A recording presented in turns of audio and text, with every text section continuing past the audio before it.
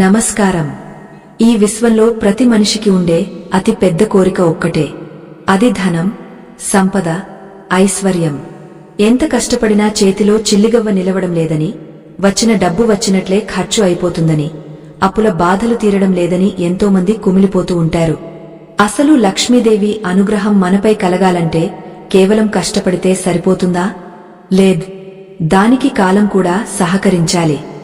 మనం ఏ సమయంలో ఏ పని చేస్తున్నాం, ఏ రోజున ఏ వస్తువుని ఇంటికి తెస్తున్నాం అనే దానిపైనే మన ఆర్థిక స్థితి ఆధారపడి ఉంటుంది. ఈ రోజు మనం చెప్పుకోబోయే ఈ అద్భుతమైన రహస్యం మీ తలరాతను మార్చేస్తుంది. వారంలోని 7 రోజుల్లో ఏ రోజున ఏ వస్తువును కొని ఇంటికి తెస్తే ఆ వస్తువుతో పాటు లక్ష్మీదేవి కూడా శాశ్వతంగా మీ ఇంట్లో తిష్ట వేసుకుని కూర్చుంటుందో తెలుసుకుందాం.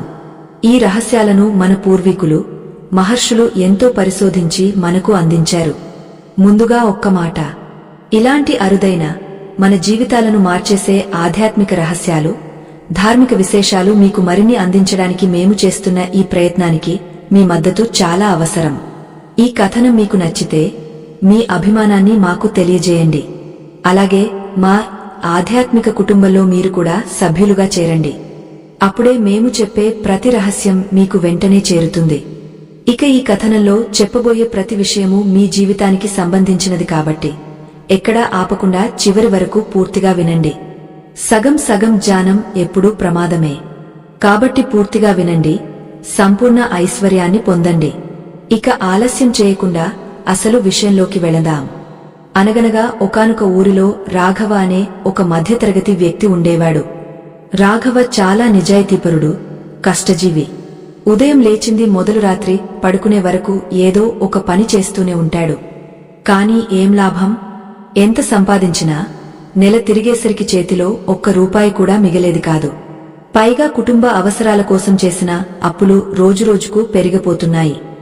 వడ్డీలు కట్టలేక, కుటుంబాన్ని పోషించలేక రాఘవ సతమతమైపోతున్నాడు. ఇరుగు పొరుగువారు, బంధువులు కూడా రాఘవను చూసి జాలిపడేవారే తప్ప ఎవరూ సహాయం చేసే స్థితిలో లేరు. ఒకరోజు రాఘవ పరిస్థితి మరీ దారుణంగా తయారైంది. అప్పుల వాళ్లు ఇంటికి వచ్చి గొడవ చేయడం మొదలుపెట్టారు. అవమానంతో రాఘవ తలదించుకున్నాడు. ఆ రాత్రి రాఘవకు నిద్ర పట్టలేదు. అర్ధరాత్రి దాటాక మనసులోని బాధను తట్టుకోలేక ఊరి చివరన ఉన్న పురాతన శివాలయానికి వెళ్లాడు. ఆలయం చాలా పురాతనమైనది.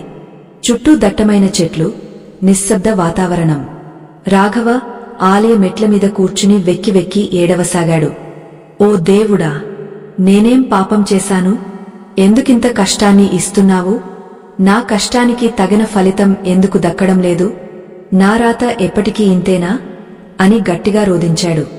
ఆ నిశ్శబ్దంలో రాఘవ ఏడుపు వినిపించగానే ఆలయం వెనుక ఉన్న మర్రి చెట్టు కింద ధ్యానం చేసుకుంటున్న ఒక వృద్ధ సాధువు కళ్ళు తెరిచాడు. ఆ సాధువు ముఖంలో ఒక దివ్యమైన తేజస్సు ఉంది. ఆయన కళ్ళు అగ్నిలా ప్రకాశిస్తున్నాయి, కాని అందులో కరుణ ఉంది. ఆయన నెమ్మదిగా లేచి రాఘవ దగ్గరకు వచ్చాడు. రాఘవ ఆ సాధువును చూసి ఉలిక్కిపడి కన్నీళ్లు తుచ్చుకుంటూ లేచి నిలబడ్డాడు. ఆ సాధువు చిరునవ్వుతో, ఎందుకు నాయనా అంతలా కుమిలిపోతున్నావు? ధనం లేదని బాధపడుతున్నావా? లేక రుణాల బాధ తట్టుకోలేకపోతున్నావా అని అడిగాడు. రాఘవ ఆశ్చర్యపోయాడు. స్వామీ, నా బాధ మీకు ఎలా తెలిసింది? నేను పడుతున్న నరకం ఎవరికీ చెప్పుకోలేనిది. ఎంత కష్టపడినా ఫలితం లేదు. నా చేతిలో చిల్లిగవ్వ నిలవడం లేదు. అసలు లక్ష్మీదేవి నన్ను ఎందుకు కరుణించడం లేదు అని అడిగాడు. అప్పుడు ఆ సాధువు గట్టిగా నవ్వి ఇలా అన్నాడు. పిచ్చివాడా, కేవలం కష్టపడితే ధనం వస్తుందనుకోవడం మూర్ఖత్వం. కష్టంతో పాటు కాలం కూడా కలిసి రావాలి. ఈ సృష్టి అంతా గ్రహాల ఆధీనంలో నడుస్తోంది. ఒక్కో గ్రహానికి ఒక్కో శక్తి ఉంటుంది. ఆ గ్రహాలకు సంబంధించిన రోజున వాటికి ఇష్టమైన వస్తువులను ఇంటికి తెస్తే ఆ గ్రహం సంతోషించి నీకు సంపదను ఇస్తుంది. కాని తెలియక శని ప్రభావమున్న రోజున సూర్యుడికి సంబంధించిన వస్తువులు, లేదా శుక్రుడికి సంబంధించిన రోజున కుజుడికి సంబంధించిన వస్తువులు ఇంటికి తెస్తే ఉన్న సంపద కూడా కరిగిపోతుంది. నువ్వు చేస్తున్న తప్పు అదే. నువ్వు ఏ రోజు ఏ వస్తువు కొంటున్నావో నీకు స్పృహ లేదు. అందుకే దరిద్రం నిన్ను వదలడం లేదు. ఆ మాటలు వినగానే రాఘవకు కళ్ళు తెరుచుకున్నట్లయింది. ఇన్నాళ్లు తాను చేస్తున్న తప్పు ఇదేనా అనిపించింది. వెంటనే ఆ సాధువు కాళ్లపై పడి, స్వామీ, దయచేసి ఆ రహస్యాన్ని నాకు చెప్పండి. వారంలోని 7 రోజుల్లో ఏ రోజున ఏ వస్తువు కొనాలి, ఏ రోజున ఏ వస్తువు కొనకూడదు, ఈ రహస్యాన్ని నాకు వివరించండి. నా జీవితాన్ని, నా కుటుంబ భవిష్యత్తును కాపాడండి అని వేడుకున్నాడు. సాధువు రాఘవను లేవదీసి మెట్లపై కూర్చోబెట్టాడు. శ్రద్ధగా విను రాఘవ, ఇది కేవలం నీ ఒక్కడి సమస్య కాదు. ఈ ప్రపంచంలో ఎంతోమందికి ఈ రహస్యం తెలియకనే పేదరికంలో మగ్గిపోతున్నారు. ఈ రోజు నీకు ఆ 7 రోజుల రహస్యాన్ని, ఆయా రోజుల్లో కొనవలసిన వస్తువుల గురించి, వాటి వల్ల కలిగే ఫలితాల గురించి వివరిస్తాను. ఇది విన్న తర్వాత దీన్ని శ్రద్ధగా పాటించినట్లయితే కొద్ది రోజుల్లోనే నీ ఆర్థిక స్థితి మారుతుంది. నీ అప్పులన్నీ తీరిపోతాయి. నీ ఇల్లు సిరి సంపదలతో తులతూగుతుంది అని చెప్పడం ప్రారంభించాడు. మొదటగా మనం తెలుసుకోవాల్సింది వారానికి అధిపతి అయిన సూర్య భగవానుడి గురించి. ఆదివారంతో వారం మొదలవుతుంది. జ్యోతిష్య శాస్త్రం ప్రకారం నవగ్రహాలకు రాజు సూర్యుడు. సూర్యుడు ఆరోగ్యానికి, అధికారానికి, ఆత్మవిశ్వాసానికి, కీర్తి ప్రతిష్టలకు కారకుడు. ఎవరి జాతకంలోనైనా సూర్యుడు బలంగా ఉంటే వారికి సమాజంలో మంచి గౌరవం, ప్రభుత్వపరమైన లాభాలు, అనారోగ్య సమస్యలు లేని జీవితం లభిస్తాయి. మరి ఆ సూర్యుడి అనుగ్రహం మన ఇంటికి రావాలంటే ఆదివారం నాడు మనం ఏ వస్తువులను కొనాలి? ఈ విషయం చాలా జాగ్రత్తగా గమనించు. ఆదివారం నాడు ఎరుపు రంగు వస్తువులను ఇంటికి తీసుకురావడం చాలా శుభప్రదం. ఎందుకంటే సూర్యుడికి ఇష్టమైన రంగు ఎరుపు. మీరు గనక ఆదివారం నాడు ఎర్రటి వస్త్రాలుగాని, ఎర్రటి పువ్వులుగాని లేదా గోధుమలుగాని కొని ఇంటికి తెస్తే అది మీ ఇంట్లోకి సాక్షాత్తు సూర్య భగవానుడి శక్తిని ఆహ్వానించినట్లే. ముఖ్యంగా ఆర్థిక సమస్యలతో సతమతమయ్యేవారు ఆదివారం నాడు గోధుమలను కొని తీసుకురావడం వల్ల చాలా అద్భుతమైన ఫలితాలుంటాయి. గోధుమలు సూర్యుడికి ప్రతీక. ఆదివారం ఉదయం లేదా మధ్యాహ్నంలోపు గోధుమలను కొని వాటిని పేదలకు దానం చేయడం గాని లేదా ఇంటి అవసరాలకు వాడటం గాని చేస్తే ఆ ఇంట్లో ధాన్యానికి ఎప్పుడూ లోటు ఉండదు. అలాగే రాగి వస్తువులు కొనడానికి ఆదివారం అత్యంత అనువైన రోజు. రాగి లోహం సూర్యుడికి సంబంధించినది. ఒక చిన్న రాగపాత్రను గాని, రాగ చెంబును గాని లేదా రాగ ఉంగరాన్ని గాని ఆదివారం నాడుకొని దాన్ని పూజలో ఉంచి వాడటం మొదలు పెడితే మీలో ఆత్మవిశ్వాసం పెరుగుతుంది. మీరు చేసే ప్రతి పనిలో విజయం కలుగుతుంది. ఎవరైతే ప్రభుత్వ ఉద్యోగాల కోసం ప్రయత్నిస్తున్నారో లేదా రాజకీయాల్లో రాణించాలనుకుంటున్నారో వారు ఖచ్చితంగా ఆదివారం నాడు రాగ వస్తువును ఇంటికి తేవాలి. ఇది వారి జాతకంలో రవి బలాన్ని పెంచుతుంది. ఇంకో ముఖ్యమైన విషయం రాఘవ, ఆదివారం నాడు కంటికి సంబంధించిన మందులు గాని లేదా కళ్లజోడు గాని కొనడం మంచిది కాదు అని కొందరు అంటారు. కాని నిజానికి సూర్యుడు నేత్రకారకుడు. కంటి చూపు మెరుగుపడాలన్నా, తేజస్సు పెరగాలన్నా సూర్యుడి అనుగ్రహం కావాలి. కాబట్టి ఆరోగ్య రీత్యా ఏమైనా సమస్యలుంటే దానికి సంబంధించిన మందులు కొనడానికి కూడా ఈ రోజు మంచిదే. కాని నల్లటి వస్తువులను మాత్రం ఆదివారం పొరపాటున కూడా ఇంటికి తేకూడదు. నలుపు రంగు శనికి, రాహువుకు ప్రతీక. సూర్యుడికి శనికి పడదు. తండ్రి కొడుకులైనప్పటికీ వారి మధ్య శత్రుత్వముంది. కాబట్టి ఆదివారం నాడు నల్లటి బట్టలు కొనడం, ఇనుముకు సంబంధించిన వస్తువులు కొనడం లేదా పాత సామాన్లు ఇంటికి తేవడం వల్ల సూర్యుడి ఆగ్రహానికి గురవ్వాల్సి వస్తుంది. దీనివల్ల ఇంట్లో కలహాలు, అనవసరమైన గొడవలు, తండ్రికి అనారోగ్యం వంటి సమస్యలు వస్తాయి. కాబట్టి ఈ విషయాన్ని బాగా గుర్తుపెట్టుకో. సాధువు మాటలను రాఘవ చాలా ఏకాగ్రతతో వింటున్నాడు. అతనికి ఇప్పుడిప్పుడే అర్థమవుతోంది. తను గతవారం ఆదివారం నాడు చవకగా వస్తుందని ఒక పాత ఇనుప కుర్చీని కొని ఇంటికి తెచ్చాడు. అది తెచ్చినప్పటి నుండి ఇంట్లో గొడవలు మొదలయ్యాయి. ఓహో, నేను చేసిన తప్పు అదేనన్నమాట అని మనసులో అనుకున్నాడు. సాధువు కొనసాగస్తూ, ఇక ఆదివారం నాడు మనీ పర్సుగాని, డబ్బు దాచుకునే పెట్టెగాని ఎరుపు రంగులో ఉన్నది కొంటే ధనం ఆకర్షించబడుతుంది. మీ వ్యాపారంలో లాభాలు రావాలంటే ఆదివారం నాడు ఎర్రటి గంధం చెక్కను కొని దాన్ని మీ గల్లా పెట్టెలో ఉంచండి. అది ధనాన్ని అయస్కాంతంలా ఆకర్షిస్తుంది అని చెప్పాడు. ఇవి ఆదివారానికి సంబంధించిన నియమాలు. వీటిని పాటిస్తే సమాజంలో గౌరవంతో పాటు సిరి సంపదలు కూడా వస్తాయి. ఇప్పుడు మనం మనసుకు కారకుడైన చంద్రుడి రోజు అంటే సోమవారం గురించి చెప్పుకుందాం. సోమవారం సాక్షాత్తు ఆ పరమేశ్వరుడికి చంద్రుడికి ప్రీతికరమైన రోజు. చంద్రుడు మనసుకు, తల్లికి, నీటికి, పాల వంటి తెల్లటి పదార్థాలకు కారకుడు. మనసు ప్రశాంతంగా ఉంటేనే మనిషి ఏ పనైనా సరిగ్గా చేయగలడు. చాలామందికి డబ్బు ఉంటుంది కాని మనశ్శాంతి ఉండదు. అటువంటి వారు సోమవారం నాడు కొన్ని ప్రత్యేకమైన వస్తువులను ఇంటికి తేవడం ద్వారా అద్భుతమైన మార్పులను చూడవచ్చు. సోమవారం నాడు ముఖ్యంగా బియ్యం కొనడం చాలా శ్రేష్టం. బియ్యం చంద్రుడికి సంకేతం. సోమవారం నాడు బియ్యం కొని ఇంటికి తెచ్చి ఆ బియ్యంతో అన్నం వండి నలుగురికి పెడితే ఆ పుణ్యం మీ వంశాన్ని కాపాడుతుంది. అలాగే పాలు, పెరుగు, వెండి వస్తువులు కొనడానికి సోమవారం అత్యంత అనుకూలమైన రోజు. ఎవరైతే మానసిక ఆందోళనలతో, డిప్రెషన్తో బాధపడుతున్నారో లేదా ఎవరికైతే తల్లి తరపు నుండి ఆస్తి తగాదాలు ఉన్నాయో వారు సోమవారం నాడు ఒక చిన్న వెండి వస్తువునైనా కొనాలి. కనీసం ఒక వెండి నాణేన్ని అయినా కొని పూజ గదిలో పెట్టండి. వెండి లక్ష్మీదేవికి స్వరూపం. సోమవారం వెండిని ఇంటికి తెస్తే సాక్షాత్తు ఆ చల్లని తల్లి మీ ఇంటికి వచ్చినట్లే. అలాగే మంచి గంధం, తెల్లటి వస్త్రాలు, ముత్యాలు కొనడానికి కూడా సోమవారం మంచిది. మీరు ఏదైనా కొత్త వ్యాపారం మొదలుపెట్టాలి అనుకున్నప్పుడు దానికి సంబంధించిన పత్రాలు లేదా ఒప్పందాలు రాసుకోవడానికి తెల్లటి కాగితాలను సోమవారం నాడు కొనడం వల్ల ఆ పనిలో ఎటువంటి ఆటంకాలు రావు. నీటికి సంబంధించిన వస్తువులు అంటే అక్వేరియం వంటివి కూడా సోమవారం కొనవచ్చు. దీనివల్ల ఇంట్లో సానుకూల శక్తి ప్రవహిస్తుంది. కాని రాఘవ, ఇక్కడొక పెద్ద మెలిక ఉంది. సోమవారం నాడు తెల్లటి వస్తువులు కొనమన్నాను కదా అని అన్ని రకాల తెల్లటి వస్తువులు కొనకూడదు. ముఖ్యంగా చక్కెర, పంచదార విషయంలో చాలా జాగ్రత్తగా ఉండాలి.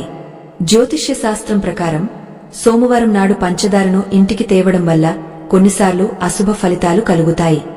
ఎందుకంటే పంచదార తయారీ క్రమంలో వాడే రసాయనాలు, దానికి ఉండే స్వభావం వేరు. అలాగే ఎలక్ట్రానిక్ వస్తువులు, కంప్యూటర్లు వంటివి సోమవారం కొనడం అంత మంచిది కాదు. ఇవి రాహువుకు సంబంధించినవి కాబట్టి చంద్రుడి రోజున వీటిని కొనడం వల్ల మానసిక గందరగోళం ఏర్పడే అవకాశముంది. సోమవారం నాడు మీరు ముఖ్యంగా గుర్తుంచుకోవాల్సింది ఆ రోజున ఎవరి దగ్గర అప్పు తీసుకోకూడదు, ఎవరికీ అప్పు ఇవ్వకూడదు.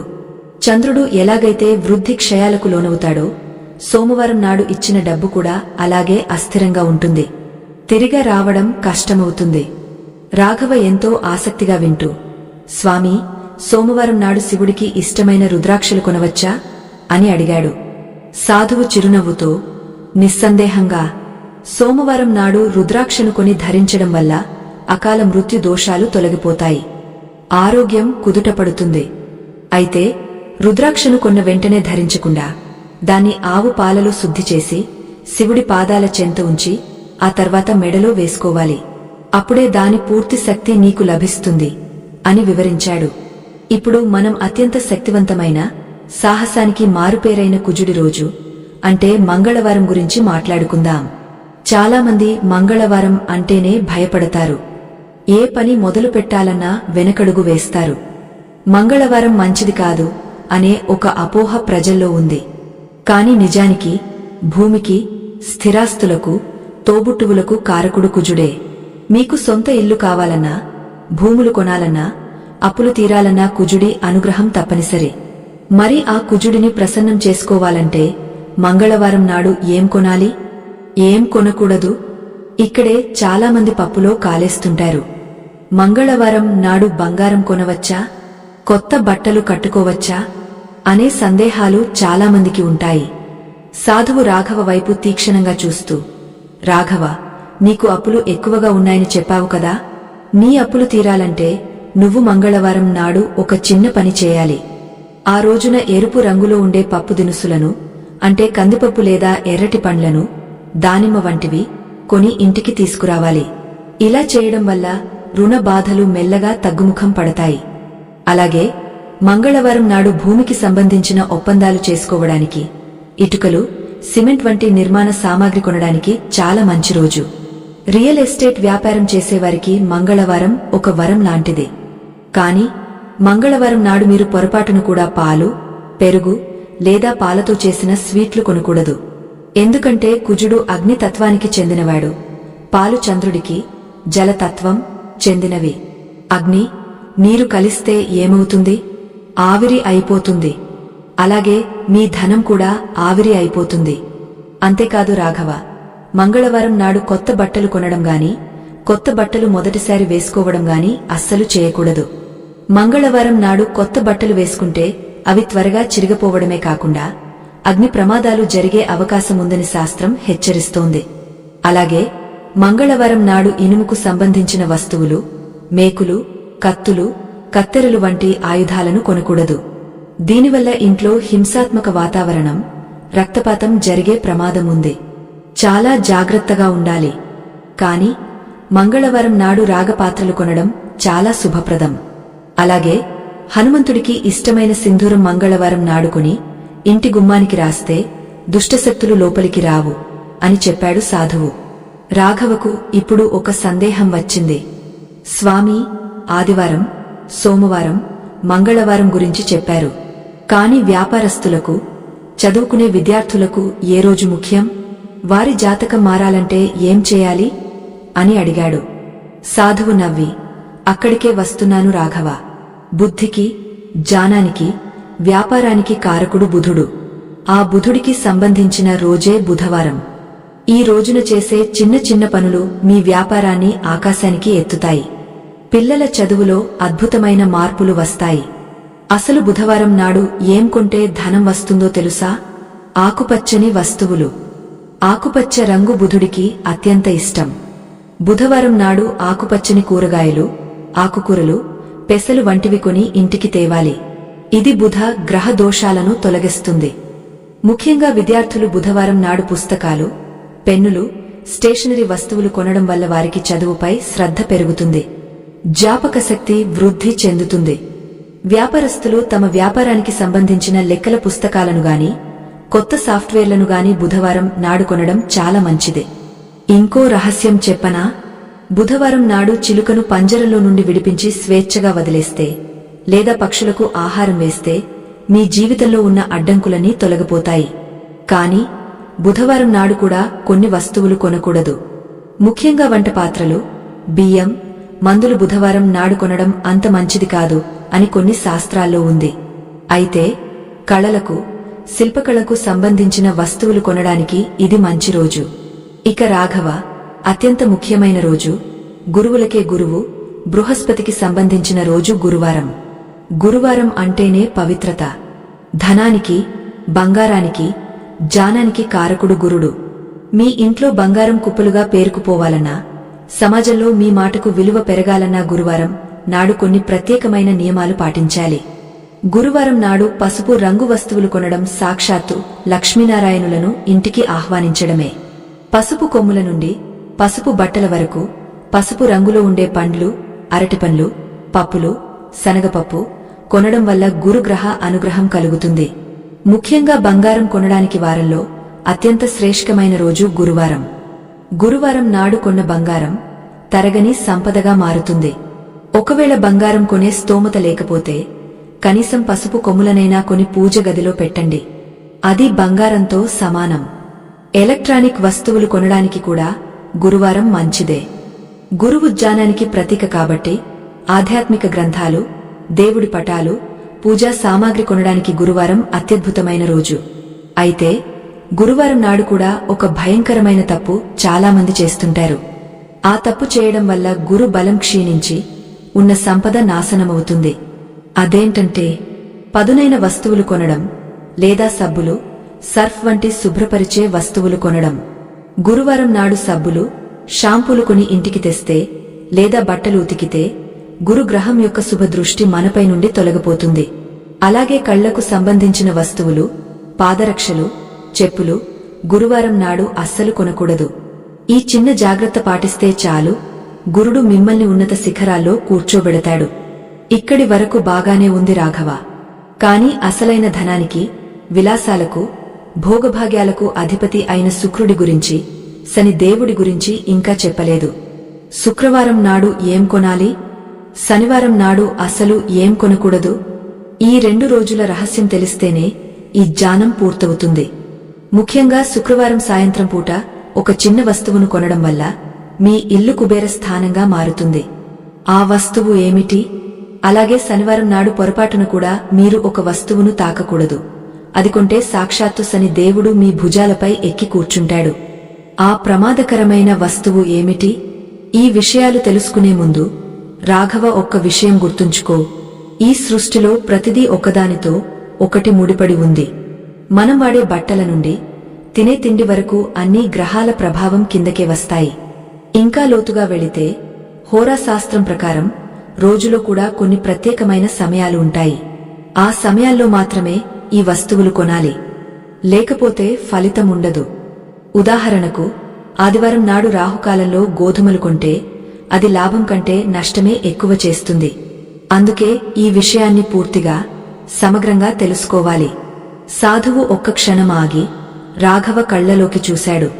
రాఘవ, ఇప్పుడు నేను చెప్పబోయే విషయం అంటే శుక్రవారం మరియు శనివారం నాటి రహస్యాలు సామాన్యులకు అంత త్వరగా అర్థం కావు. ఇవి చాలా గూఢమైనవి. ముఖ్యంగా శుక్రవారం నాడు ఉప్పును కొనే పద్ధతిలో ఒక రహస్యముంది. ఆ పద్ధతి తప్పితే దరిద్రం పట్టుకుంటుంది. అలాగే శనివారం నాడు నల్ల వంకాయలు తినకూడదని ఎందుకు అంటారో తెలుసా? వీటన్నింటి వెనుక ఉన్న అసలైన సైన్స్ వేరు. ఆ విషయాలను ఇప్పుడు నీకు వివరిస్తాను. సిద్ధంగా ఉన్నావా అని అడిగాడు.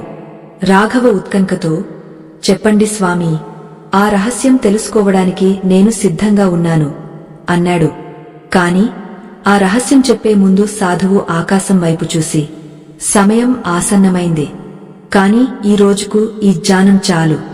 మిగిలిన అతి ముఖ్యమైన రహస్యాలను, ముఖ్యంగా శుక్ర శని వారాల నియమాలను మరియు హోరా చక్రం గురించి రేపు ఇదే సమయానికి వివరిస్తాను అని చెప్పి మౌనంలోకి జారుకున్నాడు. రాఘవకు ఆతృత ఆగలేదు. కాని సాధువు మాటను జవదాటలేడు. ప్రేక్షకులారా, ఆ సాధువు రాఘవకు చెప్పబోయే ఆ అంతిమ రహస్యమేమిటి? శుక్రవారం ఉప్పును ఎలా కొనాలి? శనివారం నాడు ఏ వస్తువును తాకకూడదు? ఈ విషయాలు తెలుసుకోవాలంటే 3వ రోజు రాత్రి ఆకాశం నిండా నక్షత్రాలు మెరుస్తున్నాయి. రాఘవ ఎప్పటిలాగే ఆ పురాతన శివాలయం మెట్లమీద కూర్చుని సాధువు కోసం ఎదురుచూస్తున్నాడు. అతని మనసులో ఒకే ఆలోచన తిరుగుతోంది. ఇన్నాళ్లు తాను ఎంత అజ్ఞానంలో బ్రతికాడో తలుచుకుంటేనే భయమేస్తోంది. ఏ రోజు ఏ వస్తువు కొనాలనేది తెలిసింది, కాని దానికి సరైన సమయం, సరైన దిక్కు తెలియకపోతే ఆ వస్తువే శత్రువుగా మారుతుందన్న సాధువు మాటలు అతన్ని కలవరపెడుతున్నాయి. సరిగ్గా అర్ధరాత్రి జామున గాలిలో ఒక చల్లని స్పర్శ తగిలింది. సాధువు రాఘవ పక్కన వచ్చి కూర్చున్నాడు. ఈసారి ఆయన ముఖంలో మరింత గాంభీర్యముంది. రాఘవ, సిద్ధంగా ఉన్నావా? ఈ సృష్టిలో కాలం అనేది చాలా బలమైనది. మనిషిని మహారాజును చేయాలన్నా, బిచ్చగాడిని చేయాలన్నా కాలానికే సాధ్యం. ఈ రోజు నీకు ఆ కాలం గురించిన రహస్యాన్ని విప్పుతాను అని అన్నాడు. రాఘవ 2 చేతులు జోడించి, స్వామీ, నిన్న మీరు 3 నిషేధిత సమయాల గురించి, హోరా చక్రం గురించి చెప్పారు. అసలు హోరా అంటే ఏమిటి? మేము గడియారం చూసుకుని సమయం పాటిస్తాం కదా, అది సరిపోదా అని అమాయకంగా అడిగాడు. సాధువు చిన్నగా నవ్వి, పిచ్చివాడా, గడియారం మనిషి సృష్టించింది, కాని కాలం దేవుడు సృష్టించింది. సూర్యోదయం నుండి సూర్యాస్తమయం వరకు రోజు మొత్తం ఒకే గ్రహం చేతిలో ఉండదు. ఉదాహరణకు ఈ రోజు ఆదివారం అనుకో, ఈ రోజుకు అధిపతి సూర్యుడు. కాని రోజు మొత్తంలో ప్రతి గంటకు ఒక్కో గ్రహం ఆధిపత్యం వహిస్తుంది. దీన్నే హోరా అంటారు. అంటే ఒక గంట సూర్యుడి పాలన ఉంటే తర్వాతి గంట శుక్రుడి పాలన, ఆ తర్వాతి గంట బుధుడి పాలన, ఇలా మారుతూ ఉంటుంది. ఇక్కడే ఒక అద్భుతమైన రహస్యం దాగ ఉంది. సాధువు ఒక్క క్షణం ఆగి రాఘవ కళ్లలోకి చూస్తూ ఇలా అన్నాడు. రాఘవ, నిన్న నేను మంగళవారం నాడు కొత్త బట్టలు కొనకూడదు అని చెప్పాను కదా, అది సాధారణ నియమం. కాని అత్యవసరంగా మంగళవారమే బట్టలు కొనాల్సి వస్తే ఏం చేయాలి? అప్పుడు ఈ హోరా చక్రం నీకు రక్షణ కవచంలా ఉపయోగపడుతుంది. మంగళవారం నాడు కూడా ఏ సమయానైతే శుక్రహోరా, శుక్రుడి గంట నడుస్తుందో ఆ సమయంలో నువ్వు కొత్త బట్టలు కొంటే మంగళవారపు దోషం నీకు అంటుకోదు. ఎందుకంటే ఆ గంటలో శుక్రుడి బలం ఎక్కువగా ఉంటుంది కాబట్టి. అలాగే శనివారం నాడు ఏదైనా శుభకార్యం కోసం వస్తువు కొనాల్సి వస్తే గురుహోరా, బృహస్పతి గంట చూసుకుని కొంటే శని ప్రభావం తగ్గ గురుడి ఆశీస్సులు లభిస్తాయి.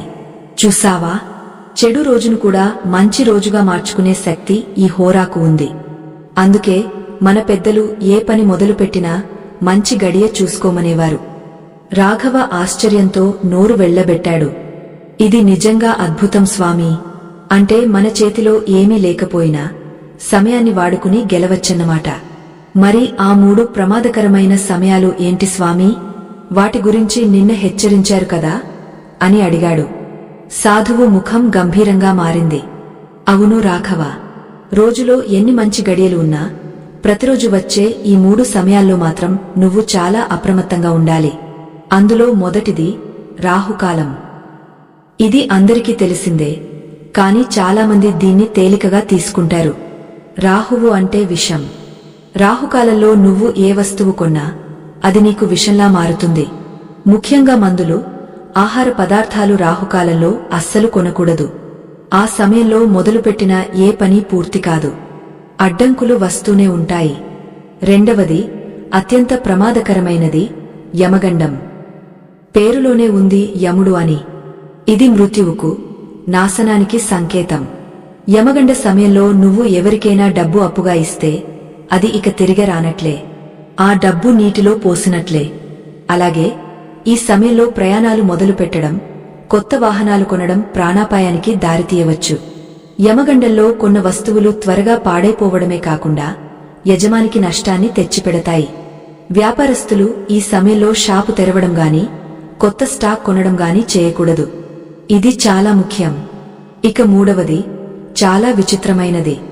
అదే గుళిక కాలం. దీని గురించి చాలా తక్కువ మందికి తెలుసు. గుళికడు శని దేవుడి కుమారుడు. ఈ సమయానికి ఒక ప్రత్యేకమైన గుణం ఉంది. అదేంటంటే పునరావృతం. అంటే గుళిక కాలంలో నువ్వు ఏ పని చేస్తావో అది మళ్లీ మళ్లీ జరుగుతూనే ఉంటుంది. ఇది మంచికి మంచిది, చెడుకు చెడుది. ఉదాహరణకు, గుళిక కాలంలో నువ్వు బ్యాంకులో డబ్బు దాచుకున్నావు అనుకో, నువ్వు మళ్లీ మళ్లీ డబ్బు దాస్తూనే ఉంటావు. నీ సంపద పెరుగుతుంది. బంగారం కొనడానికి ఇది బ్రహ్మాండమైన సమయం. ఎందుకంటే గుళిక కాలంలో బంగారం కొంటే మళ్లీ మళ్లీ బంగారం కొనే యోగం కలుగుతుంది. కాని రాఘవ, ఇదే సమయంలో నువ్వు అప్పు చేశావనుకో, లేదా మందులు కొన్నావనుకో, నువ్వు జీవితాంతం అప్పులు చేస్తూనే ఉంటావు, మందులు కొంటూనే ఉంటావు. శవాన్ని ఇంటి నుండి తీసుకెళ్లడానికి కూడా గుళిక కాలాన్ని చూడాలి. ఈ సమయంలో శవాన్ని తీస్తే ఆ ఇంట్లో మళ్లీ చావు సంభవించే ప్రమాదముంది. చూశావా, సమయం ఎంత బలమైనదో. సాధువు చెప్పిన ఈ విషయాలు వింటుంటే రాఘవకు ఒళ్ళు గగుర్పొడిచింది. తన తండ్రి చనిపోయినప్పుడు శవాన్ని తీసిన సమయం గుళిక కాలమేమో అని సందేహం వచ్చింది.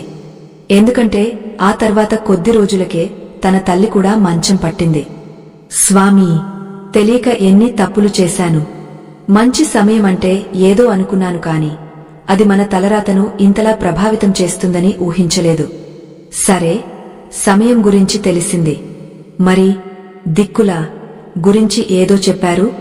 వస్తువును ఎక్కడ పెట్టాలి? నా ఇంట్లో ఎప్పుడు చూసినా ఏదో ఒక వస్తువు పోతూ ఉంటుంది, లేదా పగిలిపోతూ ఉంటుంది. దీనికి వాస్తు దోషం కారణమా అని ఆతృతగా అడిగాడు. సాధువు తల ఊపి, ఖచ్చితంగా రాఘవ. సముద్రంలో పడవ ప్రయాణించాలంటే దిక్సూచి ఎంత ముఖ్యమో, సంసార సాగరంలో ఇల్లు బాగుండాలంటే వస్తువుల అమరిక అంత ముఖ్యం. నువ్వు కష్టపడి సంపాదించి మంచి రోజు చూసి మంచి హోరాలో వస్తువును ఇంటికి తెచ్చావు. అంతా బాగుంది. కాని ఇంటికి తెచ్చాక దాన్ని తప్పుడు దిక్కులో పెడితే ఆ వస్తువులోని శక్తి నశిస్తుంది.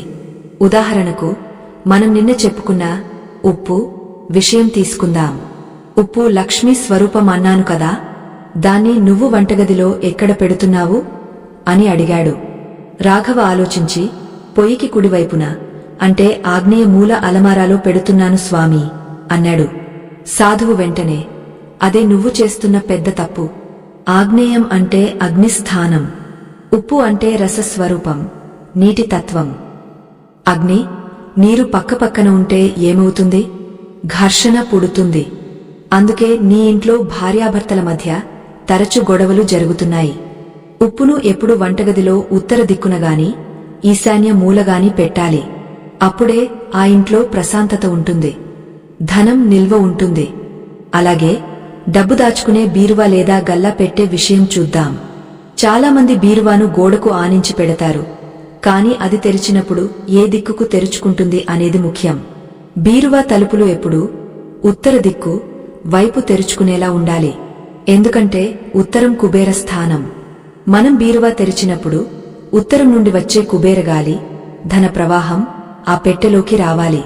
పొరపాటున బీరువా తలుపులు దక్షిణ దిక్కువైపు తెరుచుకునేలా పెడితే దక్షిణం యమస్థానం కాబట్టి ఉన్న డబ్బు ఖర్చైపోతుంది, అప్పులు పెరుగుతాయి. నీ ఇంట్లో బీరువా ఎలా ఉంది అని అడిగాడు. రాఘవ సిగ్గుతో తలదించుకున్నాడు. నా బీరువా తలుపులు దక్షిణానికే తెరుచుకుంటున్నాయి స్వామీ. అందుకేనేమో వచ్చిన డబ్బు వచ్చినట్లే పోతోంది. ఇంటికి వెళ్లగానే దాన్ని మారుస్తాను అని అన్నాడు. సాధువు కొనసాగస్తూ, కేవలం బీరువా ఒక్కటే కాదు రాఘవ, ఇంట్లో చీపురు పెట్టే స్థానం కూడా చాలా ముఖ్యం. చీపురును లక్ష్మిగా భావిస్తాం కాబట్టి దాన్ని ఎప్పుడు బహిరంగంగా అందరికీ కనిపించేలా పెట్టకూడదు. వచ్చిన అతిథులకు చీపురు కనిపిస్తే ఆ ఇంటి లక్ష్మి బయటకు వెళ్లిపోవాలని చూస్తుందని అర్థం. చీపురును ఎప్పుడూ నైరుతి మూల లేదా వాయువ్య మూల తలుపు వెనుక దాచి ఉంచాలి. అలాగే చీపురును ఎప్పుడూ నిలబెట్టకూడదు, పడుకోబెట్టాలి. నిలబెట్టిన చీపురు ఇంట్లో కలహాలను సూచిస్తుంది. ఇంకొక ముఖ్యమైన వస్తువు, అద్దమద్దానికి శక్తిని రెట్టింపు చేసే గుణముంది. నీ బీరువా ఎదురుగా లేదా లాకర్ ఎదురుగా ఒక అద్దముంటే అందులో ఆ లాకర్ ప్రతిబింబం కనిపిస్తే నీ సంపద రెట్టింపు అవుతుందని వాస్తుశాస్త్రం చెబుతోంది. కాని అదే అద్దం గనక మీ పడక గదిలో మీరు పడుకునే మంచానికి ఎదురుగా ఉంటే అది అనారోగ్యాన్ని, భార్యాభర్తల మధ్య విభేదాలను రెట్టింపు చేస్తుంది. కాబట్టి అద్దం ఎక్కడ ఉందనేది చాలా ముఖ్యం. ఉత్తర గోడకు లేదా తూర్పు గోడకు అద్దం ఉండటం శ్రేష్టం. బరువులు ఎక్కడ పెట్టాలనే సందేహం కూడా చాలామందికి ఉంటుంది. ఇంట్లో బరువైన వస్తువులు అంటే గ్రైండర్లు, బియ్యం బస్తాలు, పెద్ద ఇనుప పెట్టెలు ఎప్పుడూ నైరుతి మూలలోనే ఉండాలి. నైరుతి ఎంత బరువుగా ఉంటే యజమాని పట్టు అంత గట్టిగా ఉంటుంది. నైరుతి గనక ఖాళీగా ఉంటే లేదా అక్కడ గుంతలు ఉంటే ఆ యజమానికి ఆరోగ్యముండదు, అధికారముండదు. రాఘవ ఈ విషయాలన్నీ మనసులో ముద్రించుకుంటున్నాడు. స్వామీ, మీరు చెప్పిన ప్రతి మాట అక్షర సత్యం. నా ఇంట్లో నైరుతి మూల ఖాళీగా ఉంది, అందుకే నాకు ఇంట్లో విలువలేదు. ఈ రోజు వెళ్లి ఆ మూల బరువైన సామాన్లు పెడతాను. అలాగే అద్దాన్ని, ఉప్పును సరైన చోట పెడతాను. ఇక నా కష్టాలు తీరినట్లే కదా అని ఆనందంగా అడిగాడు. అప్పుడు సాధువు ఒక లోతైన నవ్వు నవ్వి, రాఘవ, నువ్వు ఇంటి లోపల వస్తువులను సరిచేశావు, సమయాన్ని పాటిస్తున్నావు. కాని అసలు లక్ష్మీదేవి నీ ఇంట్లోకి రావాలంటే ప్రధానమైన ద్వారం ఒకటి ఉంది కదా, అదే సింహద్వారమింటి ముఖద్వారం బాగుంటేనే లోపల అంతా బాగుంటుంది. నువ్వు లోపల ఎన్ని మార్పులు చేసినా గుమ్మం దగ్గరే లక్ష్మీదేవి ఆగపోతే ఏం లాభం? చాలామందికి తెలియని విషయమేంటంటే సింహద్వారం దగ్గర గడపకు ఒక ప్రాణం ఉంటుంది. గడపను ఎలా పూజించాలి? గడపకు పసుపు కుంకుమలు ఎందుకు రాయాలి? అసలు సింహద్వారం పైన ఏ వస్తువును వేలాడదీస్తే దుష్టశక్తులు లోపలికి రావు? లక్ష్మీదేవిని ఆకర్షించే అయస్కాంతం లాంటి వస్తువు ఒకటి ఉంది. దాన్ని గుమ్మం పైన కడితే డబ్బు ప్రవాహం వరదలా వస్తుంది. అంతేకాదు రాఘవ, నీకు ఇప్పటివరకు వస్తువుల గురించి, సమయం గురించి, దిక్కుల గురించి చెప్పాను. కాని మనిషిలో ఉండే నరదోషనే విషం గురించి చెప్పలేదు. నువ్వు కొత్త వస్తువు కొన్నావు, అంతా బాగుంది. కాని పక్కింటివాళ్ల ఏడుపు నీమీద పడితే ఆ వస్తువు పగిలిపోతుంది లేదా నీకు నష్టం వస్తుంది. ఆ నరదోషను కొట్టేయాలంటే అమావాస్య రోజున ఒక చిన్న తంతు చేయాలి. ఆ రహస్యం తెలిస్తే నీవైపు ఎవరూ కన్నెత్తి కూడా చూడలేరు. రాఘవ ఉలిక్కిపడ్డాడు. నిజమే స్వామీ, నాకు ఎప్పుడూ దిష్టి తగులుతూనే ఉంటుంది. నేను బాగుపడటం ఎవరికీ ఇష్టం లేదు. ఆ నరదోష పోయే మార్గం చెప్పండి. అలాగే ఆ సింహద్వారం రహస్యం, గుమ్మం పైన కట్టాల్సిన అద్భుత వస్తువు గురించి చెప్పండి అని అడిగాడు. సాధువు ఆకాశం వైపు చూసి, ఇప్పటికే చాలా సమయం గడిచింది. సింహద్వారం అనేది ఇంటికి ప్రాణం లాంటిది. దాని గురించి, నరకోశ నివారణ గురించి, మరియు వారంలో ఏ రోజున ఉపవాసముంటే ధనం వస్తుందో ఈ విషయాలన్నీ రేపు వివరిస్తాను. ఇది చాలా శక్తివంతమైన ఘట్టం. రేపు రానక్కర్లేదు, ఇదే ఆలోచనతో ఉండు అని చెప్పి మౌనముద్ర దాల్చాడు. కాని రాఘవకు తెలుసు, ఇది చివరి ఘట్టం కాదు, అసలైన ఆరంభమని. ప్రేక్షకులారా, ఆ సాధువు చెప్పబోయే సింహద్వారం రహస్యమేమిటి? గుమ్మం పైన కట్టాల్సిన ఆకర్షణీయమైన వస్తువు ఏది? నరఘోషను శాశ్వతంగా పారద్రోలే అమావాస్య తంతు ఏమిటి? ఈ అద్భుతమైన విషయాలు తెలుసుకోవాలంటే 4వ రోజు రాత్రి. వాతావరణం చాలా నిశ్శబ్దంగా ఉంది. గాలిలో ఒక రకమైన గాఢ్యత ఉంది. రాఘవ మనసులో మాత్రం అలజడి రేగుతోంది. నిన్న సాధువు చెప్పినట్లుగా ఇంటి లోపల వస్తువులను వాస్తు ప్రకారం సరిచేశాడు. బీరువాను మార్చాడు, ఉప్పు జాడీని ఉత్తర దిక్కుకు జరిపాడు. కాని ఇంటి ముఖద్వారం గురించి, నరఘోష గురించి సాధువు ఏం చెబుతాడా అని ఆతృతగా ఎదురుచూస్తున్నాడు. సరిగా సమయానికి ఆ సాధువు చీకటిలో నుండి నడుచుకుంటూ వచ్చాడు. ఆయన రాకతోనే అక్కడ ఒక పవిత్రమైన భావన కలిగింది. రాఘవ లేచి నిలబడి సాష్టాంగ నమస్కారం చేశాడు. సాధువు అతన్ని ఆశీర్వదించి, కూర్చో రాఘవ, ఈరోజు మనం చాలా కీలకమైన విషయం గురించి మాట్లాడుకోబోతున్నాం. ఇల్లు అనేది మనిషికి శరీరం లాంటిది అయితే, సింహద్వారం అనేది ఆ శరీరానికి నోరు లాంటిది. నోటి ద్వారా మంచి ఆహారం తీసుకుంటేనే శరీరం ఆరోగ్యంగా ఉంటుంది. అలాగే సింహద్వారం ద్వారా మంచి శక్తి లోపలికి వస్తేనే ఆ ఇల్లు సిరిసంపదలతో తులతూగుతుంది అని ఉపక్రమించాడు. రాఘవ, చాలామంది చేసే ఘోరమైన తప్పు ఏంటో తెలుసా? ఇంటి లోపల అంతా శుభ్రంగా ఉంచుకుంటారు, కాని ఇంటి ముఖద్వారం దగ్గర మాత్రం చెత్తాచెదారం, పాత సామాన్లు, చెప్పుల స్టాండ్ పెడతారు. లక్ష్మీదేవి ఇంటికి వచ్చేది ఆ దారిలోనే. గుమ్మం ముందు మురికి ఉంటే ఆ తల్లి గుమ్మం దగ్గరి నుండే వెనుదిరిగా వెళ్లిపోతుంది. అందుకే మొదటి నియమం, సింహద్వారం ఎప్పుడూ కలకలలాడుతూ ఉండాలి. గుమ్మం పైన బూజు ఉండకూడదు. తలుపులు తీసేటప్పుడు, వేసేటప్పుడు కిర్రుకిర్రుమని శబ్దం రాకూడదు. ఆ శబ్దం అశుభానికి సంకేతం. అది ఇంట్లో కలహాలను పెంచుతుంది. వెంటనే ఆ తలుపులకు నూనె రాయడం మంచిది. అలాగే సింహద్వారం ఎదురుగా ఎప్పుడు గోడగాని, స్తంభంగాని, చెట్టుగాని ఉండకూడదు. అది వేధని కలిగిస్తుంది. ఇక నువ్వు అడిగావు కదా, గుమ్మం పైన ఏ వస్తువును కడితే ధనం ఆకర్షించబడుతుంది అని. దీనికి ఒక చిన్న కాని అత్యంత శక్తివంతమైన తంతు ఉంది. దీన్ని మన పూర్వీకులు రహస్యంగా పాటించేవారు. శుక్రవారం రోజున ఒక చిన్న ఆకుపచ్చని వస్త్రం తీసుకో. అందులో 3 యాలకులు, ఒక చిన్న పచ్చ కర్పూరం బిళ్ళ, కొన్ని సోంపు గింజలు వేసి మూట కట్టాలి. యాలకులు, పచ్చ కర్పూరం సుగంధాన్ని వెదజల్లుతాయి. ఈ సువాసన అంటే బుధుడికి, శుక్రుడికి, లక్ష్మీదేవికి మహాప్రీతి. ఆ మూటను సింహద్వారానికి లోపలి వైపున పైన వేలాడదీయాలి. ఆ మూట నుండి వచ్చే ఆ సున్నితమైన వాసన బయట ఉన్న సానుకూల శక్తిని, ధనాన్ని అయస్కాంతంలా లోపలికి లాగుతుంది. ప్రతి నెలా ఆ మూటలోని పాత వస్తువులను మార్చి కొత్తవి వేస్తూ ఉండాలి. ఇలా చేసి చూడు, నీ ఆర్థిక స్థితిలో ఎంత మార్పు వస్తుందో నీకే తెలుస్తుంది. అలాగే రాఘవ, గడప విషయంలో ఎప్పుడూ అజాగ్రత్తగా ఉండకు. గడపలో లక్ష్మీదేవి నివసిస్తుంది. ఆధునిక కాలంలో ఫ్యాషన్ పేరుతో చాలామంది గడపను తొలగిస్తున్నారు, లేదా గడప మీద నుండే నడుచుకుంటూ వెళ్తున్నారు. గడపను ఎప్పుడూ తొక్కకూడదు, దాటాలి. గడప మీద నిలబడి మాట్లాడటం, గడప మీద కూర్చుని తినడం, గడప మీద తుమ్మడం వంటివి చేస్తే ఆ ఇంట్లో దరిద్రం తాండవిస్తుంది.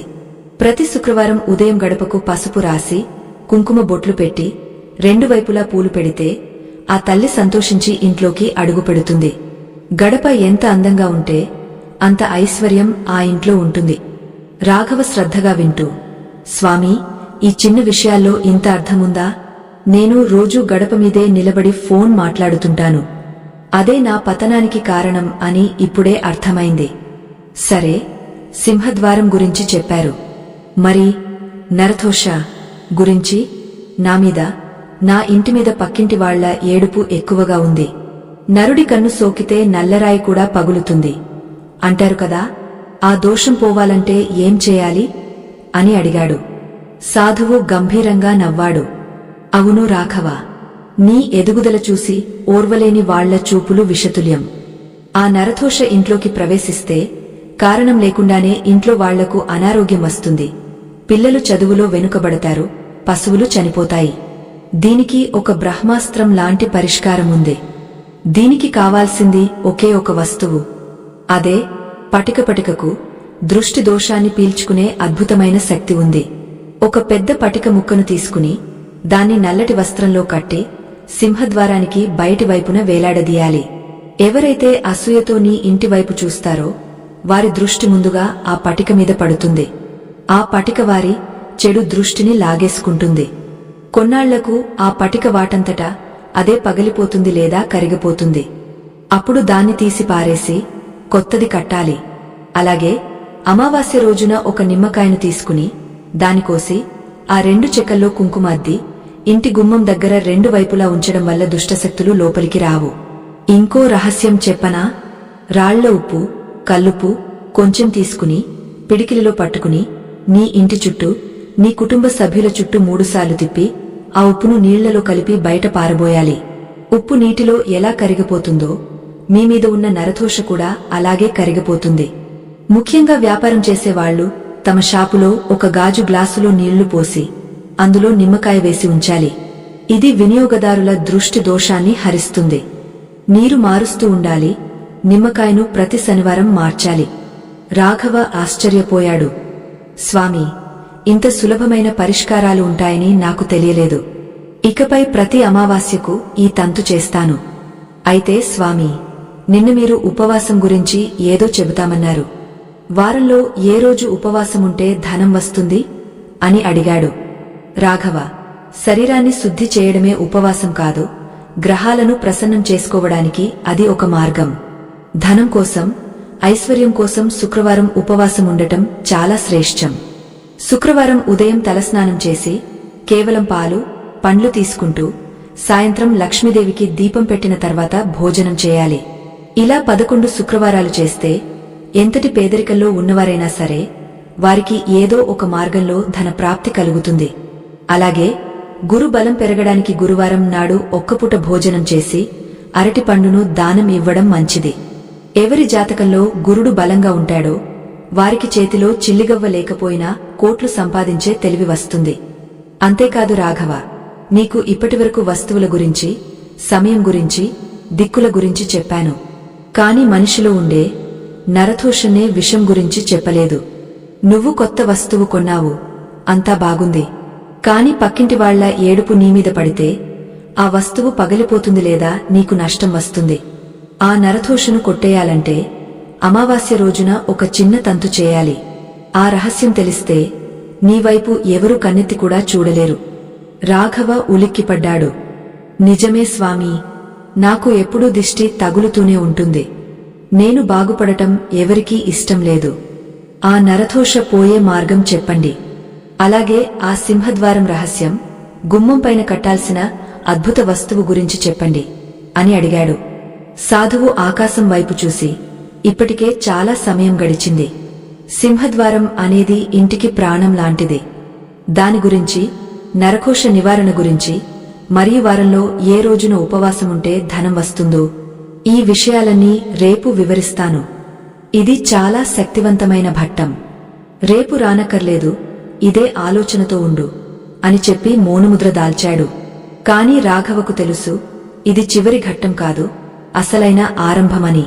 ప్రేక్షకులారా, ఆ సాధువు చెప్పబోయే సింహద్వారం రహస్యమేమిటి? గుమ్మం పైన కట్టాల్సిన ఆకర్షణీయమైన వస్తువు ఏది? నరదోషను శాశ్వతంగా పారద్రోలే అమావాస్య తంతు ఏమిటి? ఈ అద్భుతమైన విషయాలు తెలుసుకోవాలంటే 4వ రోజు రాత్రి. వాతావరణం చాలా నిశ్శబ్దంగా ఉంది. గాలిలో ఒక రకమైన గాఢ్యత ఉంది. రాఘవ మనసులో మాత్రం అలజడి రేగుతోంది. నిన్న సాధువు చెప్పినట్లుగా ఇంటి లోపల వస్తువులను వాస్తు ప్రకారం సరిచేశాడు. బీరువాను మార్చాడు, ఉప్పు జాడీని ఉత్తర దిక్కుకు జరిపాడు. కాని ఇంటి ముఖద్వారం గురించి, నరదోష గురించి సాధువు ఏం చెబుతాడా అని ఆతృతగా ఎదురుచూస్తున్నాడు. సరిగా సమయానికి ఆ సాధువు చీకటిలో నుండి నడుచుకుంటూ వచ్చాడు. ఆయన రాకతోనే అక్కడ ఒక పవిత్రమైన భావన కలిగింది. రాఘవ లేచి నిలబడి సాష్టాంగ నమస్కారం చేశాడు. సాధువు అతన్ని ఆశీర్వదించి, కూర్చో రాఘవ, ఈరోజు మనం చాలా కీలకమైన విషయం గురించి మాట్లాడుకోబోతున్నాం. ఇల్లు అనేది మనిషికి శరీరం లాంటిది అయితే సింహద్వారం అనేది ఆ శరీరానికి నోరు లాంటిది. నోటి ద్వారా మంచి ఆహారం తీసుకుంటేనే శరీరం ఆరోగ్యంగా ఉంటుంది. అలాగే సింహద్వారం ద్వారా మంచి శక్తి లోపలికి వస్తేనే ఆ ఇల్లు సిరిసంపదలతో తులతూగుతుంది అని ఉపక్రమించాడు. రాఘవ, చాలామంది చేసే ఘోరమైన తప్పు ఏంటో తెలుసా? ఇంటి లోపల అంతా శుభ్రంగా ఉంచుకుంటారు, కాని ఇంటి ముఖద్వారం దగ్గర మాత్రం చెత్తాచెదారం, పాత సామాన్లు, చెప్పుల స్టాండ్ పెడతారు. లక్ష్మీదేవి ఇంటికి వచ్చేది ఆ దారిలోనే. గుమ్మం ముందు మురికి ఉంటే ఆ తల్లి గుమ్మం దగ్గరి నుండే వెనుదిరిగా వెళ్లిపోతుంది. అందుకే మొదటి నియమం, సింహద్వారం ఎప్పుడూ కలకలలాడుతూ ఉండాలి. గుమ్మం పైన బూజు ఉండకూడదు. తలుపులు తీసేటప్పుడు, వేసేటప్పుడు కిర్రుకిర్రుమని శబ్దం రాకూడదు. ఆ శబ్దం అశుభానికి సంకేతం. అది ఇంట్లో కలహాలను పెంచుతుంది. వెంటనే ఆ తలుపులకు నూనె రాయడం మంచిది. అలాగే సింహద్వారం ఎదురుగా ఎప్పుడూ గోడగాని, స్తంభంగాని, చెట్టుగాని ఉండకూడదు. అది వేధని కలిగిస్తుంది. ఇక నువ్వు అడిగావు కదా, గుమ్మం పైన ఏ వస్తువును కడితే ధనం ఆకర్షించబడుతుంది అని. దీనికి ఒక చిన్న కాని అత్యంత శక్తివంతమైన తంతు ఉంది. దీన్ని మన పూర్వీకులు రహస్యంగా పాటించేవారు. శుక్రవారం రోజున ఒక చిన్న ఆకుపచ్చని వస్త్రం తీసుకో. అందులో 3 యాలకులు, ఒక చిన్న పచ్చ కర్పూరం బిళ్ళ, కొన్ని సోంపు గింజలు వేసి మూట కట్టాలి. యాలకులు, పచ్చ కర్పూరం సుగంధాన్ని వెదజల్లుతాయి. ఈ సువాసన అంటే బుధుడికి, శుక్రుడికి, లక్ష్మీదేవికి మహాప్రీతి. ఆ మూటను సింహద్వారానికి లోపలి వైపున పైన వేలాడదీయాలి. ఆ మూట నుండి వచ్చే ఆ సున్నితమైన వాసన బయట ఉన్న సానుకూల శక్తిని, ధనాన్ని అయస్కాంతంలా లోపలికి లాగుతుంది. ప్రతి నెలా ఆ మూటలోని పాత వస్తువులను మార్చి కొత్తవి వేస్తూ ఉండాలి. ఇలా చేసి చూడు, నీ ఆర్థిక స్థితిలో ఎంత మార్పు వస్తుందో నీకే తెలుస్తుంది. అలాగే రాఘవ, గడప విషయంలో ఎప్పుడూ అజాగ్రత్తగా ఉండకు. గడపలో లక్ష్మీదేవి నివసిస్తుంది. ఆధునిక కాలంలో ఫ్యాషన్ పేరుతో చాలామంది గడపను తొలగిస్తున్నారు, లేదా గడప మీద నుండే నడుచుకుంటూ వెళ్తున్నారు. గడపను ఎప్పుడూ తొక్కకూడదు, దాటాలి. గడప మీద నిలబడి మాట్లాడటం, గడప మీద కూర్చుని తినడం, గడప మీద తుమ్మడం వంటివి చేస్తే ఆ ఇంట్లో దరిద్రం తాండవిస్తుంది. ప్రతి శుక్రవారం ఉదయం గడపకు పసుపు రాసి, కుంకుమ బొట్లు పెట్టి 2 వైపులా పూలు పెడితే ఆ తల్లి సంతోషించి ఇంట్లోకి అడుగు పెడుతుంది. గడప ఎంత అందంగా ఉంటే అంత ఐశ్వర్యం ఆ ఇంట్లో ఉంటుంది. రాఘవ శ్రద్ధగా వింటూ, స్వామీ, ఈ చిన్న విషయాల్లో ఇంత అర్థముందా? నేను రోజూ గడప మీదే నిలబడి ఫోన్ మాట్లాడుతుంటాను. అదే నా పతనానికి కారణం అని ఇప్పుడే అర్థమైంది. సరే, సింహద్వారం గురించి చెప్పారు. మరి నరఘోష గురించి? నా మీద, నా ఇంటి మీద పక్కింటి వాళ్ల ఏడుపు ఎక్కువగా ఉంది.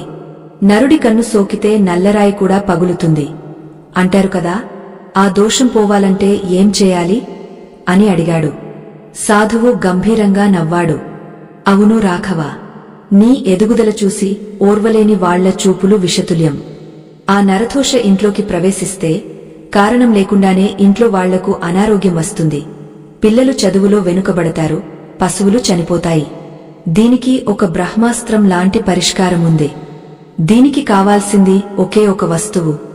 అదే పటికకు దృష్టి దోషాన్ని పీల్చుకునే అద్భుతమైన శక్తి ఉంది. ఒక పెద్ద పటిక ముక్కను తీసుకుని దాన్ని నల్లటి వస్త్రంలో కట్టి సింహద్వారానికి బయటి వైపున వేలాడదీయాలి. ఎవరైతే అసూయతో నీ ఇంటి వైపు చూస్తారో వారి దృష్టి ముందుగా ఆ పటిక మీద పడుతుంది. ఆ పటిక వారి చెడు దృష్టిని లాగేసుకుంటుంది. కొన్నాళ్లకు ఆ పటిక వాటంతటా అదే పగిలిపోతుంది లేదా కరిగిపోతుంది. అప్పుడు దాన్ని తీసి పారేసి కొత్తది కట్టాలి. అలాగే అమావాస్య రోజున ఒక నిమ్మకాయను తీసుకుని దాని కోసి ఆ 2 చెక్కల్లో కుంకుమ అద్ది ఇంటి గుమ్మం దగ్గర 2 వైపులా ఉంచడం వల్ల దుష్టశక్తులు లోపలికి రావు. ఇంకో రహస్యం చెప్పనా? రాళ్ల ఉప్పు, కల్లుప్పు కొంచెం తీసుకుని పిడికిలిలో పట్టుకుని నీ ఇంటి చుట్టూ, నీ కుటుంబ సభ్యుల చుట్టూ 3 సార్లు తిప్పి ఆ ఉప్పును నీళ్లలో కలిపి బయట పారబోయాలి. ఉప్పు నీటిలో ఎలా కరిగిపోతుందో మీ మీద ఉన్న నరఘోష కూడా అలాగే కరిగిపోతుంది. ముఖ్యంగా వ్యాపారం చేసేవాళ్లు తమ షాపులో ఒక గాజు గ్లాసులో నీళ్లు పోసి అందులో నిమ్మకాయ వేసి ఉంచాలి. ఇది వినియోగదారుల దృష్టి దోషాన్ని హరిస్తుంది. నీరు మారుస్తూ ఉండాలి. నిమ్మకాయను ప్రతి శనివారం మార్చాలి. రాఘవ ఆశ్చర్యపోయాడు. స్వామీ, ఇంత సులభమైన పరిష్కారాలు ఉంటాయని నాకు తెలియలేదు. ఇకపై ప్రతి అమావాస్యకు ఈ తంతు చేస్తాను. అయితే స్వామీ, నిన్ను మీరు ఉపవాసం గురించి ఏదో చెబుతామన్నారు. వారంలో ఏ రోజు ఉపవాసముంటే ధనం వస్తుంది అని అడిగాడు. రాఘవ, శరీరాన్ని శుద్ధి చేయడమే ఉపవాసం కాదు, గ్రహాలను ప్రసన్నం చేసుకోవడానికి అది ఒక మార్గం. ధనం కోసం, ఐశ్వర్యం కోసం శుక్రవారం ఉపవాసం ఉండటం చాలా శ్రేష్టం. శుక్రవారం ఉదయం తలస్నానం చేసి కేవలం పాలు, పండ్లు తీసుకుంటూ సాయంత్రం లక్ష్మీదేవికి దీపం పెట్టిన తర్వాత భోజనం చేయాలి.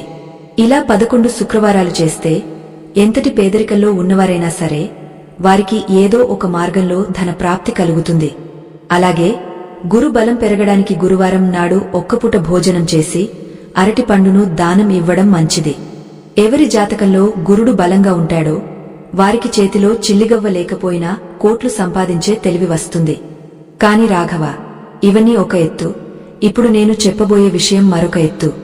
నువ్వు మంచి రోజు చూసి వస్తువు కొన్నావు, మంచి దిక్కును పెట్టావు, గుమ్మం బాగుచేశావు, నరదోష పోగొట్టావు.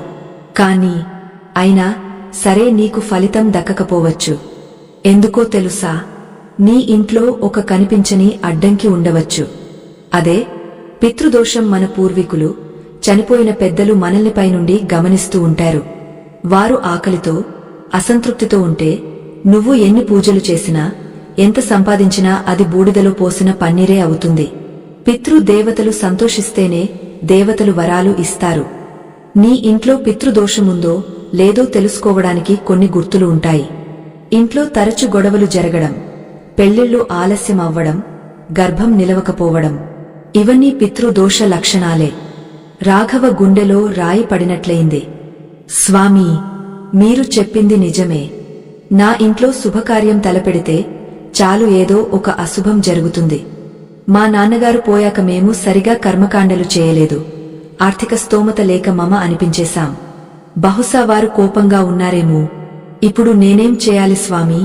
ఆ దోషం పోవాలంటే లక్షలు ఖర్చు పెట్టి యాగాలు చేయాలా? నా దగ్గర అంత స్తోమత లేదు అని కన్నీళ్లు పెట్టుకున్నాడు. సాధువు రాఘవను ఓదార్చుతూ, భయపడకు రాఘవ, దేవుడు ధనవంతులకే కాదు, పేదవాడి భక్తికి కూడా లొంగుతాడు. పితృదోషం పోవడానికి లక్షలు ఖర్చు పెట్టక్కర్లేదు. ఒక చిన్న పని చాలా నిష్ఠగా చేస్తే చాలు. కాకికి అన్నం పెట్టడంలో ఉన్న ఒక రహస్యం, అమావాస్య నాడు చేయవలసిన ఒక చిన్న దానం. ఇవి నీ పితృ దేవతలను శాంతింపజేస్తాయి. వారి ఆశీస్సులు లభిస్తే నీకు తిరుగుండదు. కాని రాఘవ, ఈ కథనానికి ముగింపు పలికే సమయం ఆసన్నమైంది. రేపు చివరి రోజు. రేపు నీకు ఆ పితృదోష నివారణ గురించి, మరియు అన్నిటికంటే ముఖ్యమైనది, నీ సంపాదనను ఎప్పటికీ స్థిరంగా ఉంచే, దాన్ని రెట్టింపు చేసే ఒక అంతిమ మహామంత్రం లేదా ధన సంకల్పం గురించి చెబుతాను. నువ్వు ఈ 4 రోజులు నేర్చుకున్నది ఆచరణలో పెట్టడానికి నీ మనసును ఎలా సిద్ధం చేసుకోవాలో రేపు వివరిస్తాను. రేపటితో నీ దరిద్రం పూర్తిగా వదిలిపోతుంది అని చెప్పాడు. రాఘవలో కొత్త ఆశ చిగురించింది. ఇన్నాళ్లు బయట వెతికిన పరిష్కారం తన ఇంటి లోపలే, తన ఆచరణలోనే ఉందని అర్థమైంది. కాని ఆ పితృదోషాన్ని సులభంగా ఎలా పోగొట్టుకోవాలి? ఆ అంతిమ రహస్యం ఏమిటి? ప్రేక్షకులారా, మన పూర్వీకుల ఆశీస్సులు లేకపోతే ఏదీ జరగదు. వారిని ఎలా ప్రసన్నం చేసుకోవాలి? రాఘవకు సాధువు చెప్పబోయే ఆ చివరి అద్భుతమైన ముగింపు ఏమిటి? ఈ సంపూర్ణ జ్ఞానాన్ని పొందాలంటే 5వ రోజు రాత్రి వెన్నెల కాంతుల్లో ఆ పురాతన శివాలయం మరింత దైవత్వంతో మెరిసిపోతోంది. రాఘవ జీవితంలో ఇదే అత్యంత కీలకమైన రాత్రి అని అతని అంతరాత్మ చెబుతోంది. గడిచిన 4 రోజుల్లో అతను నేర్చుకున్న విషయాలు అతనిలో ఒక కొత్త మనిషిని తట్టి లేపాయి. భయం పోయి బాధ్యత వచ్చింది. అజ్ఞానం పోయి ఆత్మవిశ్వాసం వచ్చింది. ఇక సాధువు చెప్పబోయే ఆ చివరి రహస్యం కోసం రాఘవ కళ్ళు కాయలు కాచేలా ఎదురుచూస్తున్నాడు. సరిగా సమయానికి గాలిలో గంధపు వాసన వెదజల్లుతూ ఆ మహానుభావుడు వచ్చాడు. ఈసారి ఆయన చేతిలో ఒక చిన్న రాగపాత్ర ఉంది. రాఘవ లేచి నిలబడి పాదాలకు నమస్కరించాడు. సాధువు రాఘవ భుజం తట్టి, కూర్చో నాయనా, ప్రయాణం ముగింపు దశకు వచ్చింది. కాని గుర్తుపెట్టుకో, ముగింపు అంటే కొత్త ఆరంభం. ఈ రాత్రి మనం చెప్పుకోబోయేది నీ మూలాల గురించి. చెట్టుకు కొమ్మలు, ఆకులు ఎంత అందంగా ఉన్నా వేర్లకు పురుగు పడితే ఆ చెట్టు కూలిపోతుంది. అలాగే మనిషికి ఎంత సంపద ఉన్నా పితృదేవతల ఆశీస్సులు లేకపోతే ఆ సంపద ఆవిరైపోతుంది అని ప్రారంభించాడు.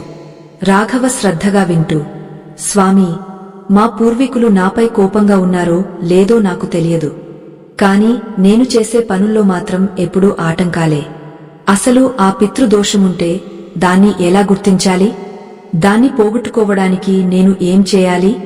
నా దగ్గర గొప్ప గొప్ప దానధర్మాలు చేసే శక్తి లేదు అని వినయంగా అడిగాడు. సాధువు చిరునవ్వుతో, పిచ్చివాడా, పితృదేవతలు నీ ఆస్తిని కోరుకోరు, నీ ఆప్యాయతను కోరుకుంటారు. వారు ఆకలిగొన్నప్పుడు గుప్పెడు మెతుకులు పెట్టే వారసుడి కోసం ఎదురుచూస్తారు. పితృదోషం పోవడానికి అత్యంత సులభమైన, శక్తివంతమైన మార్గం కాకికి అన్నం పెట్టడం. కాకిని మనం ఎందుకు పిలుస్తాం? పురాణాల ప్రకారం కాకులు యమధర్మరాజు వాహనాలు మరియు పితృ దేవతలకు స్వరూపాలు. మన పూర్వీకులు కాకి రూపంలో వచ్చి మనం పెట్టే ఆహారాన్ని స్వీకరిస్తారని ఒక నమ్మకం. అందుకే రాఘవ, ప్రతిరోజూ ఉదయం వంట కాగానే మొదటి ముద్దను తీసి కాకికి పెట్టడం అలవాటు చేసుకో. ముఖ్యంగా అమావాస్య రోజున పెరుగు అన్నంలో నల్ల నువ్వులు కలిపి ఇంటి బయట దక్షిణ దిక్కున కాకులకు ఆహారంగా పెట్టాలి. దక్షిణం పితృస్థానం.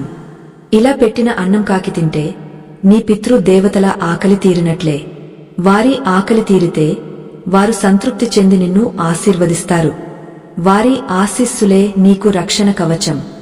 ఎప్పుడైతే కాకులు నువ్వు పెట్టిన ఆహారాన్ని స్వీకరిస్తాయో అప్పుడే నీకు పితృదోషం తొలగిపోయిందని అర్థం. ఒకవేళ కాకులు ముట్టుకోకపోతే నువ్వు ఇంకా ఎక్కువగా ప్రార్థించాల్సి ఉంటుంది. ఈ చిన్న పనికి ఖర్చు లేదు, కాని ఫలితం మాత్రం అమోఘం. ఇది చేస్తే చాలు, నీ వంశం వృద్ధి చెందుతుంది, పిల్లలకు మంచి బుద్ధి వస్తుంది, ఆగిపోయిన శుభకార్యాలు వెంటనే జరుగుతాయి. అలాగే పితృదోష నివారణకు మరో మార్గముంది.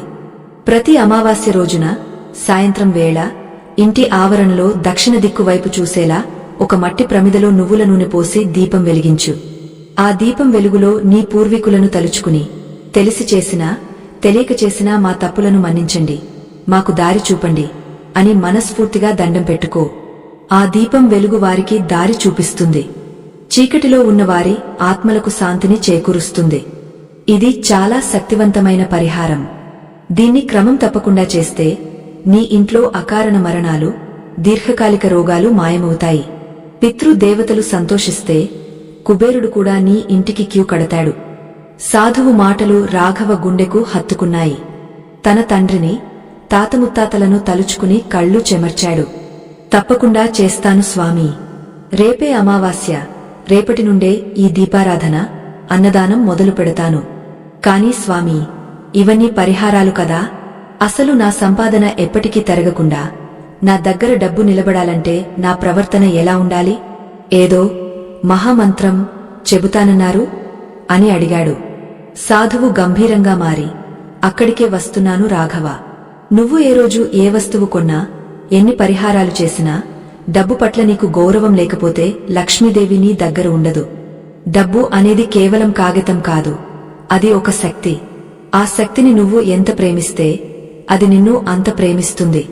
చాలామంది జేబులో నోట్లను నలిపి పారేస్తుంటారు, చిల్లరను నిర్లక్ష్యంగా విసిరేస్తుంటారు. అది మహాపాపం. లక్ష్మీదేవిని అవమానించడమే. డబ్బును ఎప్పుడు చక్కగా మడత పడకుండా పర్సులో పెట్టుకోవాలి. చిరిగిన నోట్లను ఎవరికీ అంటగట్టకూడదు. వాటిని బ్యాంకులో మార్చుకోవాలి. నువ్వు డబ్బును ఎంత పద్ధతిగా చూసుకుంటావో అది అంత రెట్టింపు అవుతుంది. ఇక అసలైన రహస్యం దాన గుణం. రాఘవ, బాగా గుర్తుపెట్టుకో. పిడికిలి బిగించి ఉంచితే అందులోకి ఏదీ రాదు, అందులోంచి ఏది పోదు. అదే అరచేయి తెరిచి ఉంచితేనే లక్ష్మీదేవి అందులో వాలగలదు. నీ సంపాదనలో కనీసం 10వ వంతు, 10% ధర్మకార్యాలకు లేదా అన్నదానానికి కేటాయించాలి. దీన్నే దశమ భాగం అంటారు. నువ్వు 100 రూపాయలు సంపాదిస్తే అందులో 10 రూపాయలు పేదవాడికి లేదా గుడికి ఇవ్వు. ఆ 10 రూపాయలు నీ మిగిలిన 90 రూపాయలకు రక్షణగా నిలుస్తాయి. ప్రకృతి ధర్మమేమిటంటే మనం ఎంత ఇస్తామో దానికి 10 రెట్లు తిరిగి వస్తుంది. నువ్వు ఇవ్వడం నేర్చుకోకపోతే తీసుకోవడానికి నీకు అర్హత లేదు. నదిలో నీరు పారుతూ ఉంటేనే అది స్వచ్ఛంగా ఉంటుంది. ఒకే చోట నిలిచిపోతే కంపు కొడుతుంది. డబ్బు అంతే, అది ప్రవహిస్తూ ఉండాలి. మంచి పనులకు ఖర్చు చేస్తూ ఉంటే అది మళ్లీ మళ్లీ వస్తూనే ఉంటుంది. ఇప్పుడు నేను నీకు ఒక చిన్న మానసిక ప్రక్రియను, ఒక సంకల్పాన్ని నేర్పిస్తాను. దీన్ని ప్రతిరోజు ఉదయం నిద్రలేవగానే మరియు రాత్రి పడుకునే ముందు మనసులో అనుకో. అదేంటంటే, నేను ధనాన్ని ప్రేమిస్తున్నాను, ధనం నన్ను ప్రేమిస్తోంది. నేను సంపాదించే ప్రతి రూపాయి ధర్మ మార్గంలో వస్తోంది, ధర్మ మార్గంలో ఖర్చు అవుతోంది. నా దగ్గరకు వచ్చే సంపద నా కుటుంబానికే కాకుండా 10 మందికి ఉపయోగపడాలి. విశ్వం నాకు అనంతమైన సంపదను ఇవ్వడానికి సిద్ధంగా ఉంది. నేను దాన్ని స్వీకరించడానికి సిద్ధంగా ఉన్నాను. ఈ మాటలను బలంగా నమ్ము. నీ ఆలోచనలే నీ తలరాతను రాస్తాయి. నువ్వు పేదవాడిని అని ఎప్పుడూ అనుకోకు. నేను ఐశ్వర్యవంతుడిని కాబోతున్నాను అని అనుకో. ఆ సానుకూల దృక్పథమే లక్ష్మీదేవిని ఆకర్షిస్తుంది. సాధువు చెప్పిన ప్రతి మాట రాఘవ నరనరాల్లోకి ఎక్కింది. తన ఆలోచన విధానం ఇన్నాళ్లు ఎంత తప్పుగా ఉందో అతనికి అర్థమైంది. స్వామీ, మీరు నాకు కేవలం డబ్బు సంపాదించడం మాత్రమే కాదు, మనిషిగా ఎలా బతకాలో నేర్పించారు. ఈ 5 రోజుల ధ్యానం నా జీవితాన్ని వెలిగించింది. మీకు నేను ఏమిచ్చి రుణం తీర్చుకోగలను అని కన్నీళ్లతో పాదాల మీద పడ్డాడు. సాధువు రాఘవను లేవనెత్తి, నాకు నీ ధనం అక్కర్లేదు రాఘవ. ఈ ధ్యానాన్ని నువ్వు ఆచరించి నీలాంటి కష్టాల్లో ఉన్న మరో నలుగురికి ఈ విషయాన్ని తెలియజేస్తే చాలు. అదే నాకు నువ్విచ్చే గురుదక్షిణ. స్వార్థం మనిషిని ఒంటరిని చేస్తుంది, త్యాగం మనిషిని దేవుడిని చేస్తుంది. వెళ్ళిరా నాయనా, ఇకపై నీకు తిరుగులేదు. అష్టైశ్వర్యాలు నీ వెంటే ఉంటాయి అని ఆశీర్వదించాడు.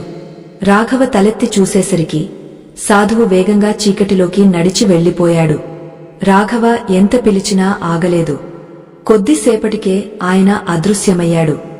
రాఘవకు అర్థమైంది, ఆయన సామాన్య మానవుడు కాదని, తన కష్టాలు తీర్చడానికి దేవుడే ఆ రూపంలో వచ్చాడని.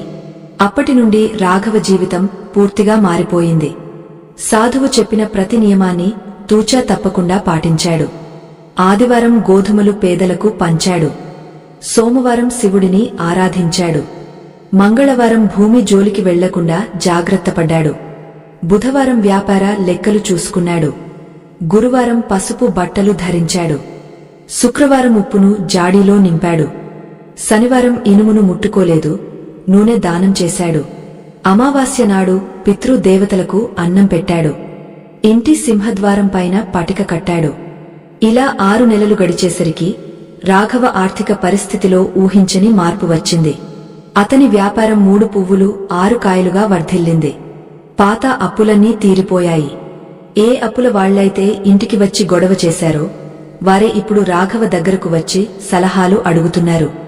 రాఘవ మంగళవారం నాడు శుక్రహోరా చూసుకుని ఒక చిన్న స్థలం కొన్నాడు. గురువారం నాడు బంగారం కొని భార్యకు బహుకరించాడు. అతని ఇల్లు ఇప్పుడు కళకళలాడుతోంది.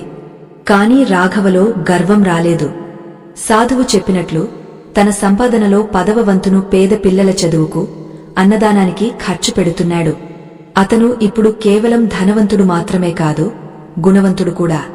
ఊరందరూ రాఘవను చూసి లక్ష్మీపుత్రుడు అని పిలుచుకుంటున్నారు. రాఘవకు తెలిసింది ఒక్కటే, ధనం అనేది కేవలం కష్టపడితే రాదు.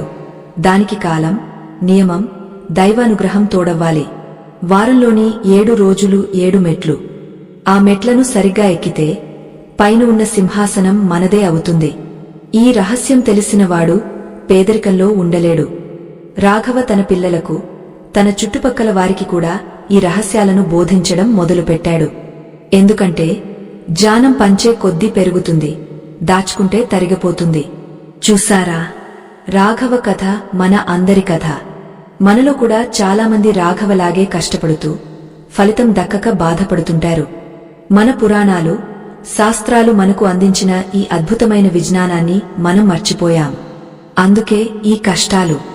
ఇప్పుడు మీకు తెలిసింది కదా, ఏ రోజు ఏ వస్తువు కొనాలి, ఏ రోజు దానం చేయాలి, ఏ దిక్కున ఏ వస్తువు పెట్టాలి.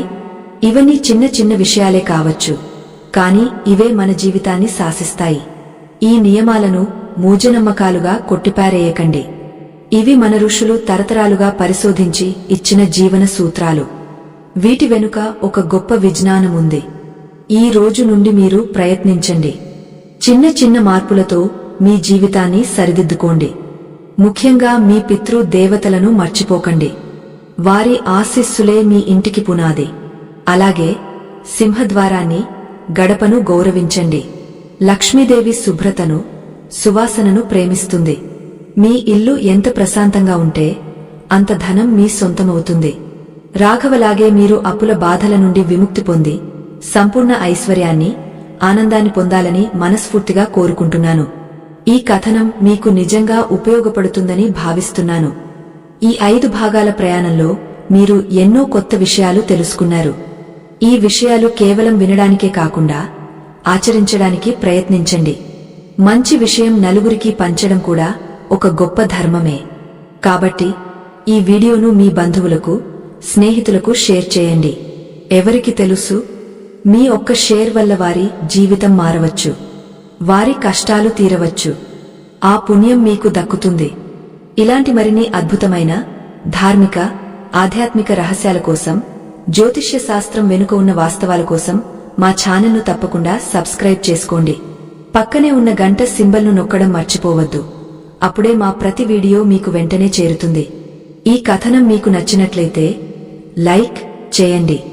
మీ అభిప్రాయాన్ని లేదా మీకు కలిగిన సందేహాలను కామెంట్ రూపంలో మాకు తెలియజేయండి. ముఖ్యంగా ఈ వీడియో చూసిన వారందరూ కామెంట్ బాక్స్లో జై లక్ష్మి, ఓం నమః శివాయ అని రాయండి. ఆ భగవంతుడి నామస్మరణతో మనకు అంతా మంచే జరుగుతుంది. మరొక అద్భుతమైన వీడియోతో, అంతకంటే అద్భుతమైన రహస్యంతో మళ్లీ కలుద్దాం. అంతవరకు సెలవు. సర్వే జనా సుఖినో భవంతు. లోకా సమస్తా సుఖినో భవంతు. స్వస్తి.